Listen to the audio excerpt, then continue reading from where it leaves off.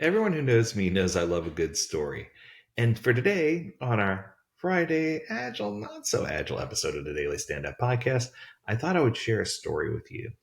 Now, my beautiful wife, sent this to me and brought it to my attention. And I thought I would share it with you because it's an excellent story and it's got a real good logic behind it. So here we go. I was waiting in line for a ride at the airport when a cab pulled up. The first thing I noticed was this taxi was polished to a bright shine. Smartly dressed in a white shirt with a black tie and freshly pressed black slacks, the cab driver jumped out, rounded the car to open the back passenger door for me. He handed me a laminated card and said, "I am Wasu, your driver. While I'm loading your bags in the trunk, I would like for you to read my mission statement." Pause.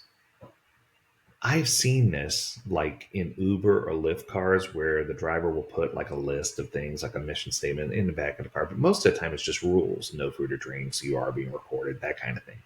But this was interesting. So let's continue.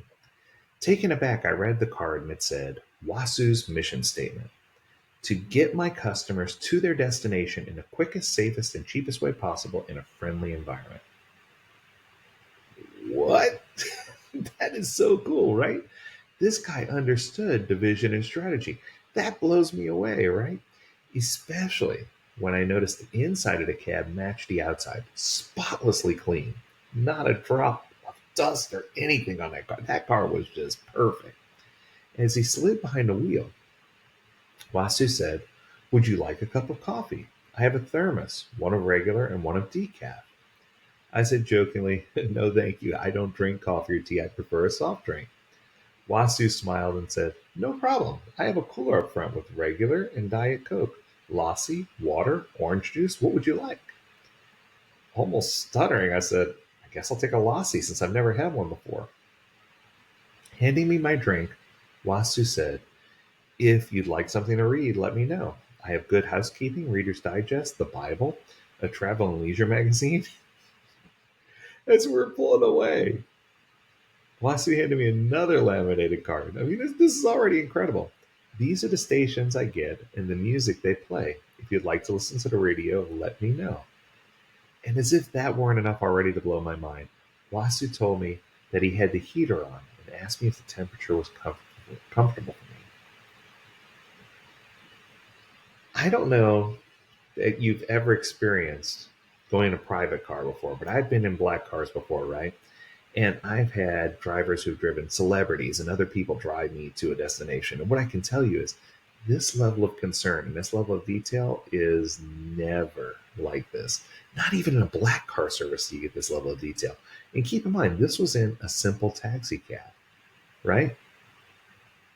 Next, he advised me the best route to my destination for that time of day.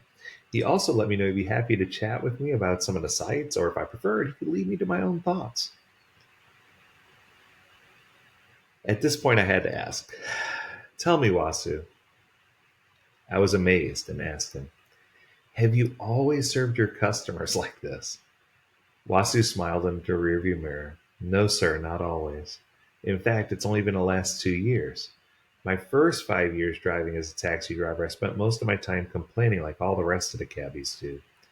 Then I learned about one day the power of choice." This reminds me of something. This reminds me of another story where I'll share it after. The power of choice for Wasu, and this was the way that he explained it, meant that he could go through life either being a duck or an eagle. Okay, if you get up in the morning expecting to have a bad day, you'll rarely disappoint yourself. Stop complaining. Don't be a duck. Be an eagle. Ducks like to quack and complain. Eagles soar above the crowd. "That hit me right," said Wasu. He continued and said, "It's about me. I was always quacking and complaining, so I decided to change my attitude and become an eagle. I looked around at all the other cabs and their drivers. Their cabs were dirty, the drivers were unfriendly, and the customers were so unhappy. So I decided I was going to make some changes. I put them in just a few at a time, small changes, atomic habits. And when my customers responded well, I got excited and I did a little more. I take it this has paid off for you, I said. It sure has, Wasu replied. My first year as an Eagle, I doubled my income from the previous year, and this year I'll probably quadruple it.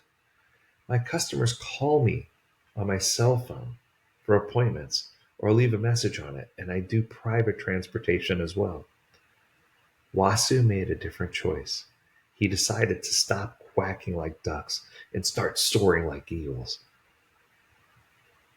If I have one hope, I hope that we could all get to the point where we soar like an eagle, right? And not quack like a duck. The other story I was going to tell you was one about my beautiful daughter. There was one day where my daughter was really upset. For a couple of years there early in her schooling, we let her go to a public school. And it was a charter school, so it was, a nice school.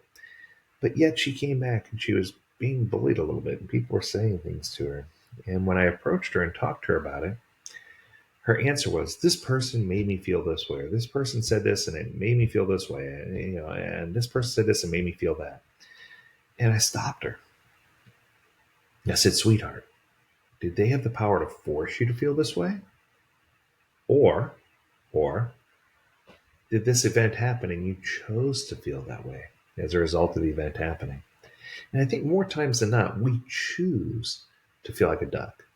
We choose not to be an eagle. We choose not to. The one thing about the duck that I can say is ducks have a tendency to let things roll off their back, right? Their feathers don't hold them. Never mind. But the point I'm trying to say is ducks get frustrated and quack and quack and quack. Eagles soar above everyone and they do the best they can. They roll with the punches. And I think the message here is that why settle for being a duck when you can soar like an eagle? And I think too many times we let ourselves go. Steve Harvey had this quote, so I'll leave you with this quote. Steve Harvey told a story about a young man, and he was climbing to the top of a mountain. And it was his first time ever hiking to the top of a mountain before. And he got to the top of the mountain, and he was so out of breath. But the view was beautiful. And at that point, he was running towards the edge of the mountain to jump. And someone stopped him and said, "What happens if your parachute doesn't open?" And he stopped for a moment, scared or concerned that his parachute wouldn't open, but he ran back to the starting point and ran again straight towards the edge of the cliff and jumped. But before he left, he dropped a note on the ground. And the note said, "If my parachute doesn't open, how will I ever know if my wings will spread and I can fly?" I think every person deserves an opportunity to spread their wings and fly. But you should also make sure you have a solid parachute or a glider or something to get you off the top of the mountain. But I think the part of the story here that's so incredible is we have an opportunity to choose who we want to be. We have an opportunity to choose which path we want to take.